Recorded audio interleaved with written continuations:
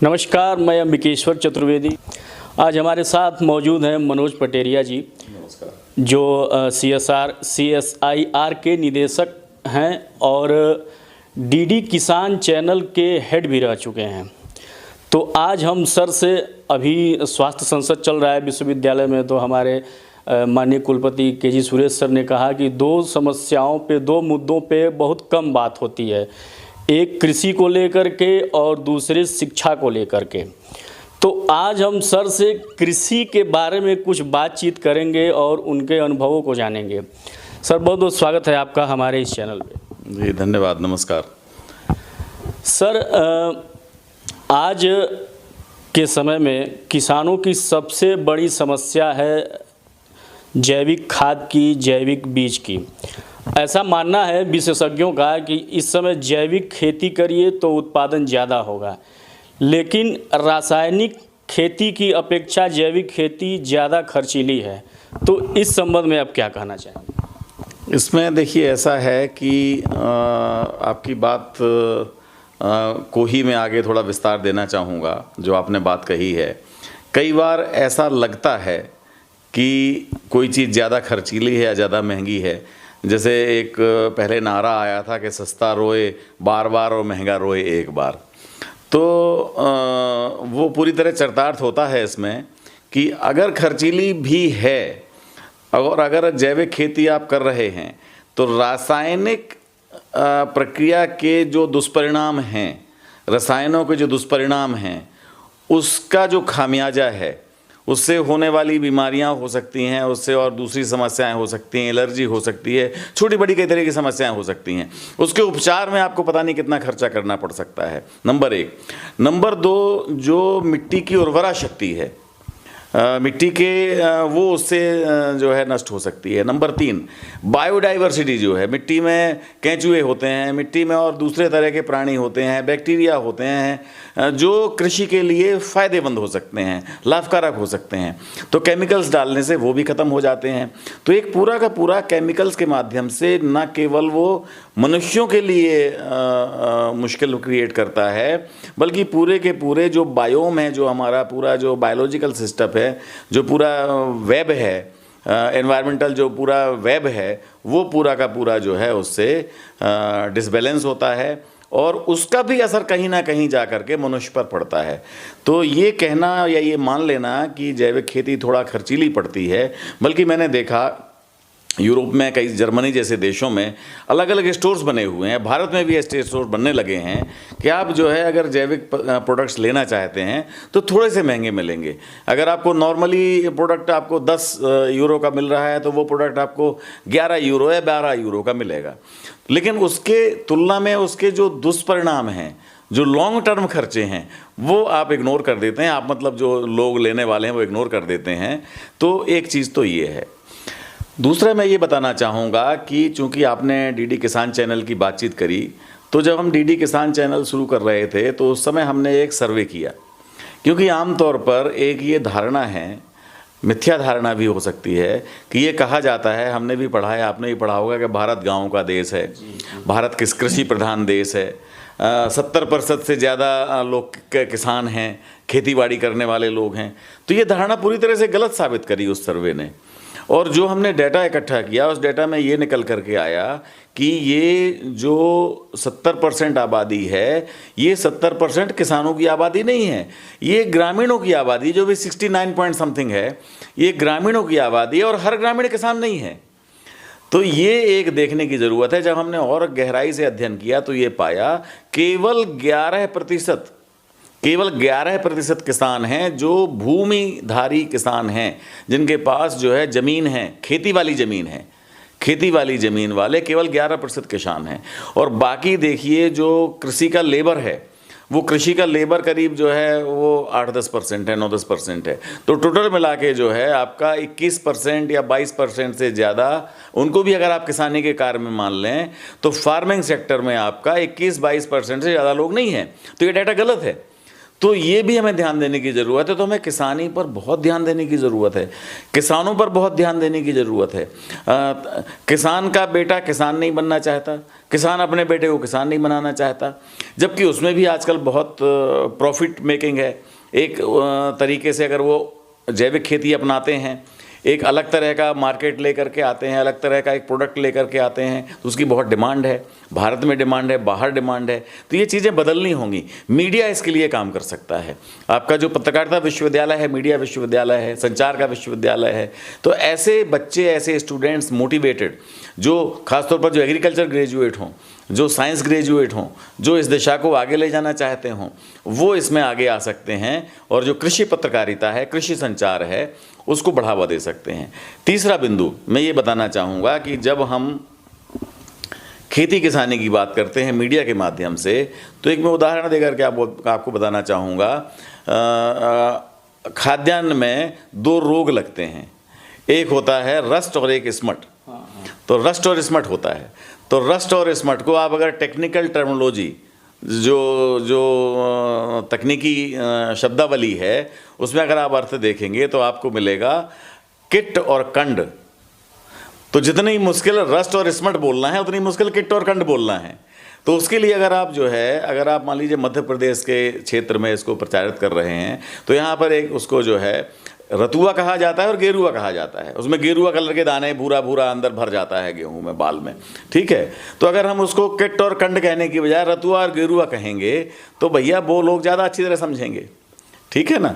तो ये 3-4 बिंदु हैं जिनको मुझे लगता है कि पत्रकारिता के हिसाब से, कृषि संचार के हिसाब से, और जो हमारे कुलपति जी ने आज कहा कि कृषि पर ध्यान देने की, कृषि पत्रकारिता पर ध्यान देने की ज़रूरत है, कृषि को काफ़ी फोकस करने की ज़रूरत है, किसान को फोकस करने की ज़रूरत है। तो इसके लिए ये 3 माध्यम हो सकते हैं। सर, अभी आपने बोला कि किसानी करने वाले लोग और किसानी में लेबर जो है उसको आपने बात कही। सर, आज का युवा जो गांवों में रहता है वो किसानी करना पसंद नहीं करता है। आजकल के गांव के अधिकतर युवा ये सोचते हैं कि हम बाहर जाएं, कमाएं, किसानी में कुछ है नहीं। तो इस पर आपका क्या कहना है सर? हाँ, इसी पर आपका रोल है। इसमें आपका रोल है कि आप मीडिया के माध्यम से उसको वो तस्वीर दिखाएं, उसको सच की वो तस्वीर दिखाएं कि वो बाहर जा कर के 10,000, 20,000, 25,000, 30,000 या और ज़्यादा भगवान करे उसको और उसकी मेहनत से नौकरी मिल जाए। उसकी बजाय वो अगर अपना प्रोडक्ट लेकर के आएगा, अपना जो जैविक खेती वाला या दूसरे तरीक़ों से प्रोडक्ट लेकर के आएगा, वो ज़्यादा मुनाफा कमाएगा। आजकल सरकार भी इसके लिए तरह तरह की योजनाएं चला रही है, सब्सिडी भी मिल रही है, साधन भी मिल रहे हैं और ख़रीदी भी हो रही है। और अभी आपके साथ बैठे थे बायोटेक्नोलॉजी वाले, इन्होंने कंपनी बना करके उस चीज़ को आगे बढ़ा रहे हैं। इंटरनेशनल मार्केट आपको मिल रहा है। ई नाम करके एक जो है ई मंडी का कॉन्सेप्ट आया हुआ है। आप अपने गांव से बैठे बैठे उन चीज़ों को पूरे देश में आप उसको सेल कर सकते हैं, आपको उसके कम्पिटिटिव दाम मिल सकते हैं। और किसान गांव में रहना पॉल्यूशन से आपको फ्री रखता है, आपको स्वास्थ्यप्रद ज़िंदगी देता है, महानगरों के प्रदूषण से आपको बचाता है। ये तस्वीर अगर आप युवाओं के सामने पेश करें, और पढ़ा लिखा युवा है, जागरूक युवा है, तो ज़रूर मुझे लगता है कि वो करना पड़ेगा। ये एक पूरा का पूरा अभियान है कि किसान के बच्चों को किसानी करने के लिए प्रेरित करना। ये एक बहुत पुण्य का कार्य होगा मुझे लगता है आज के युग में, अगर हम ये कर पाएँ पत्रकारिता के माध्यम से और मीडिया के माध्यम से। सर, गाँव का महत्व सबसे अधिक समझ में आया था कोविड के समय में। शहरों में जहाँ सब कुछ बंद था, एक रूम में आदमी रह करके और अपना जीवन यापन कर रहा था, वहीं गांव में कम से कम आदमी गांव में घूम ले रहा था, तो एक घुटन टाइप का महसूस नहीं हो रहा था। इस पर आपका क्या बोलना है? बिल्कुल सही है। गांव जो है, गांव एक यूनिट है। और बल्कि हम लोग बात करते हैं, मुझे संयोगवश सब तरह के जितने स्तर होते हैं रहन सहन के, सब में रहने का मुझे अनुभव है। घनघोर गांव जहाँ नदियाँ पार करके तैर करके पहुँचना पड़ता है, बरसात के दिनों में सारे रास्ते बंद हो जाते हैं, ऐसे गांव में मेरा जन्म हुआ। और उसके बाद कस्बे में मेरी पढ़ाई हुई, और उससे ज़्यादा बड़ी पढ़ाई फिर मेरी नगर में हुई। नगर के बाद फिर महानगर, मेट्रोपॉलिटन और इंटरनेशनल सिटीज़। इन 4-5 में से मुझे सभी में रहने का अनुभव है। और मुझे लगता है कि जो कस्बे का जीवन है वो मुझे सबसे अच्छा लगता है आज भी, क्योंकि सुविधाएं सब हैं, असुविधाएं नाम मात्र की हैं, कनेक्टिविटी है, रेल है, ट्रांसपोर्ट है, अस्पताल है, स्कूल है, कॉलेज है, सब कुछ है।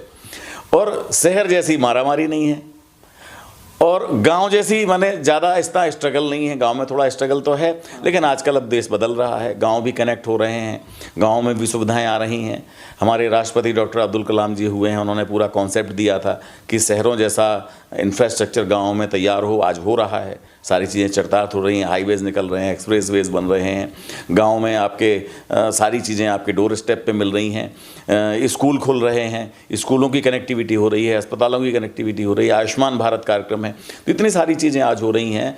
तो आपने जो बताया कि कोविड के टाइम पर जो गाँव की महत्ता सबके सामने आई, ये बिल्कुल सही है। और बल्कि मैं खुद सोचता था, मैं दिल्ली में रहता हूँ, मैं खुद सोचता था कि हम लोग अपना ताला वाला लगा के गाँव चल देते हैं, और हम लोग कुछ दिनों के लिए चले भी गए थे। और अभी भी ये चल रहा है चर्चा, अभी भी हम अपनी माताजी को भेजने गांव जा रहे हैं, ताकि वो जब तक ये थोड़ा ठीक ठाक नहीं हो जाए तो वो जो है गांव में रहें ठीक से। हमारी तो मजबूरी है, हमें रहना है। तो ये गांव तो हमें, और ये कहना अतिशयोक्ति हो सकता है, लेकिन बैक टू विलेजेस ये शुरू हो गया है और ये शुरू होगा। जैसे अभी बाहर से, विदेशों से, जैसे ब्रेन ड्रेन कहते थे ना, बाहर लोग जाते थे, अब ब्रेन गेन होना शुरू हो गया है। बहुत सारे IITians अब जाना नहीं चाहते बाहर, बहुत सारे जो बाहर हैं वो देश में आना चाहते हैं। तो ये चीज़ें अब शुरू हो रही हैं। तो गांव का जो, हमारे गांव का जो गांव की बनावट है, गांव की जो रचना है, वो बहुत महत्वपूर्ण है। मैं बल्कि अभी कल परसों ही अपने एक दोस्त से शेयर कर रहा था कि देखो हमारा गांव कितना ये था कि उसमें एक जो है रंगरेज भी होता था, एक उसमें जो कपड़े रंगता था, उसमें जो है एक लोहार भी होता था जो बर्तन बनाता था, और घड़े बनाने वाला एक होता था, एक जुलाहा होता था जो कपड़े बुनता था, और माने हर बढ़ई होता था जो हमारे दरवाजे और ये खिड़कियां, दरवाजे, हल बखर सारे बनाता था। और हम उसके बदले में उनको अन्न दिया करते थे, जो भी खेती बाड़ी होती थी उनको दे देते थे। ना वो लेने में ना नुकर करते थे, ना हम देने में ना नुकर करते थे। कई बार ये होता था, भाई तुम्हें जितना ज़रूरी है तुम ले जाओ, अपने आप ही ले जाओ। तो ये एक गांव का था, ना कोई खरीद फरोख्त का कोई माहौल था, ना कोई ये कि आपने ज़्यादा ले लिया मैंने कम ले लिया, आपने कम ले लिया मैंने ज़्यादा ले लिया, ना ये था। इतना बढ़िया माहौल था। ये पूरा सारा जो है माहौल बदल गया है। तो गांव आज भी बेहतर हैं और उसको हमें और बेहतर बना सकते हैं हम लोग। सर, ये हमको ऐसा लगता है कि किसानों को शिक्षित करना और उनको ये बताना कि कौन सी खेती ज़्यादा लाभकारी है, कौन सा करना चाहिए, इसमें कहीं ना कहीं कमी है। इस पे आप क्या बोलना चाहेंगे? देखिए, कमी तो ऐसी है कि ये दोनों तरफ से होता है। डॉक्टर मरीज के पास जाए या मरीज़ डॉक्टर के पास जाए, दोनों को मिलना चाहिए। तो इसमें भी कुछ कुछ ऐसा ही है। मैंने देखा है, जब हम किसान चैनल में काम करते थे तो हमने देखा है कि जो जागरूक किसान है वो हमारे पास आते हैं, वो जानकारी लेने आते हैं। आज देखिए पूरे देश भर में कृषि विज्ञान केंद्रों का नेटवर्क है। 3 तरह के कृषि विज्ञान केंद्र काम कर रहे हैं। एक केंद्र सरकार के अंतर्गत जो ICAR है, Indian council of agriculture research है, उसके अंतर्गत कृषि विज्ञान केंद्र काम, हर जिले में कम से कम एक कृषि विज्ञान केंद्र है, पूरा एक उसका नेटवर्क है जो ICAR से गवर्न होता है। दूसरा, स्टेट गवर्नमेंट के कृषि विज्ञान केंद्र हैं, अलग अलग राज्यों के अपने कृषि विज्ञान केंद्र हैं। तीसरा, NGOs भी कृषि विज्ञान केंद्र चला रहे हैं जिसको सरकार मदद देती है। 3 तरह के कृषि विज्ञान केंद्र हैं जिनका काम ही है कि गांव में इस चीज़ का प्रचार प्रसार करना, किसानों को ट्रेनिंग देना, नई नई जानकारी देना, कहाँ से बैंक का काम है, कहाँ से इसका काम है, कहाँ से उन्हें क्या मिलेगा, बीज मिलेगा, बकाया कहाँ से बिक्री होगी, सारी चीज़ें उसका उनको देना, ये कृषि विज्ञान केंद्र का काम है। किसानों को भी ये बनता है कि वो आसपास के कृषि केंद्र का कभी भ्रमण कर लें, कभी वहाँ चले जाएं। जो यंग बच्चे हैं वही अपने लोगों को वहाँ कर ले, वहाँ नंबर 1। दूसरा नेटवर्क आप देखिए, कृषि विश्वविद्यालय हैं। कृषि विश्वविद्यालय में एक कृषि विस्तार विभाग होता है जिसको हम एग्रीकल्चर एक्सटेंशन बोलते हैं। एग्रीकल्चर एक्सटेंशन वो कम्युनिकेशन विंग ही है उस विश्वविद्यालय का, तो वो उसका जोड़ने का काम होता है। वो आसपास के किसानों को अपने साथ जोड़ते हैं, पत्रकार निकालते हैं, ब्रोशर निकालते हैं, कम्युनिटी रेडियो चलाते हैं, कैंप करते हैं, उसमें भी बहुत सारे। तो जो जागरूक किसान है वो जुड़ा रहता है और जो जागरूक नहीं है वो नहीं जुड़ा रहता है। तो ये दोनों तरफ से ताली बजेगी भैया, उनको भी आना पड़ेगा और इनको भी जाना पड़ेगा। तीसरा, आपका भारत जो है, भारत का जो प्रशासन है, भारत की जो मैंने व्यवस्था है, वो ज़िले से होते हुए, तहसील से होते हुए ब्लॉक लेवल पर तक बटी हुई है। जो ब्लॉक बना हुआ है, ब्लॉक में ब्लॉक डेवलपमेंट ऑफिसर होता है, ब्लॉक में आपका एग्रीकल्चर वाला ऑफिसर भी होता है, ब्लॉक में आपका जो है ये सारी जानकारी देने वाला ऑफिसर भी होता है, तो वहाँ तक पहुँचना होगा।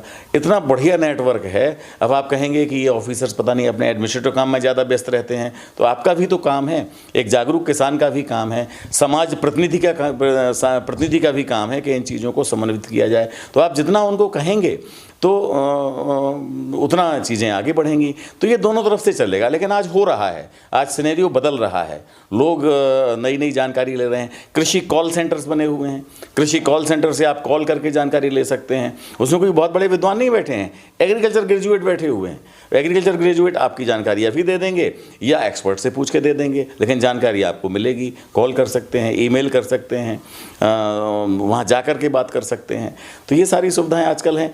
एग्रीकल्चर इंस्टीट्यूट्स हैं ICAR के सब जगह।